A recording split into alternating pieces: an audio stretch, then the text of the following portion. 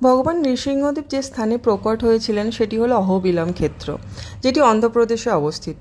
এখানেই অসুর হিরণ্যকশ্যপুর রাজসভা ছিল, আর এখানে এক প্রকাণ্ড স্তম্ভ বিদীর্ণ করে নরসিংহদেব প্রকট হয়েছিলেন। আমি সকালের ভিডিওতে ওনার প্রাকট্য সম্পর্কে বলেছিলাম তোমাদের।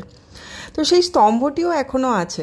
অসুর হিরণ্যকশ্যপুকে বধ করার পর নিজের রক্তমাখা হাত ভগবান নৃসিংহদেব যে কুণ্ডে ধুয়েছিলেন, সেই কুণ্ডের নাম রক্তকুণ্ড, যে কুণ্ডের জল নাকি এখনও লাল। তো অহোবিলাম ক্ষেত্রে নরসিংহদেব 9 রূপে প্রকট হয়েছিলেন। সেই 9 রূপের নব নরসিংহ বিগ্রহ এখনও অহোবিলাম ক্ষেত্রে আছে।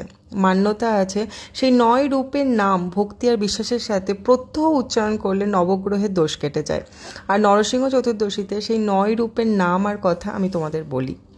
প্রথম হলো জ্বালা নরসিংহদেব।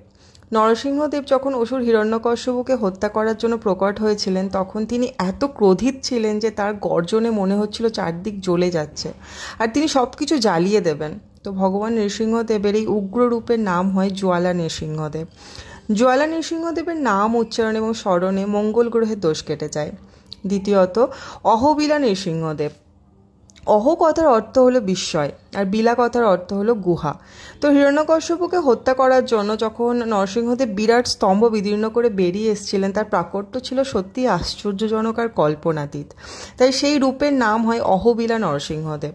অহোবিলা নৃসিংহদেবের নাম স্মরণে বৃহস্পতি গ্রহে দোষ কেটে যায়। তৃতীয় মালোলা নৃসিংহদেব। দক্ষিণে মা কথার অর্থ লক্ষ্মী দেবী, আর লোলা কথার অর্থ প্রিয়া।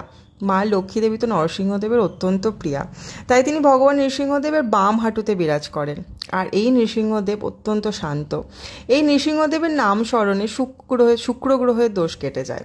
চতুর্থ বরাহ নৃসিংহদেব বা ক্রোধ নৃসিংহদেব। নৃসিংহদেব বরাহ অবতার রূপে অসুর হিরণ্যকশ্যপুকে বধ করে এই পৃথিবীকে রক্ষা করেছিলেন। তো এই বরাহ নৃসিংহদেবের নাম স্মরণ করলে রাহুর দোষ কেটে যায়। পঞ্চম করঞ্জা নৃসিংহদেব। করঞ্জা একটি বৃক্ষের নাম। এই করঞ্জা বৃক্ষের নিচে বসে হনুমানজি ভগবান রামচন্দ্রের তপস্যা করেছিলেন। তখন নৃসিংহদেব তার তপস্যায় সন্তুষ্ট হয়ে তাকে দর্শন দেন এই অহোবিলাম ক্ষেত্রে। তো হনুমানজি বলেন, আমি তো আমার আরাধ্য প্রভু রামচন্দ্রের তপস্যা করছিলাম, আপনি কে? নৃসিংহদেব বলেন, আমি তোমার প্রভু রামচন্দ্রই।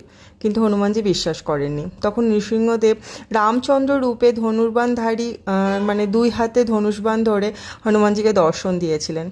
আর রামচন্দ্রদেব যখন কাঁধে একটা তীর রাখার জন্য জিনিস নিতেন, সেটা নেওয়ার জন্য ওনার কাঁধে একটা দাগ হয়ে গেছিলো, সেই দাগটিও ছিল, সেটাও নৃসিংহদেব তাকে দেখান। তখন হনুমানজি বিশ্বাস করেন যে হ্যাঁ, ইনি আমার আরাধ্য রামচন্দ্রদেব। তখন হনুমানজি নৃসিংহদেবকে প্রণাম করেন।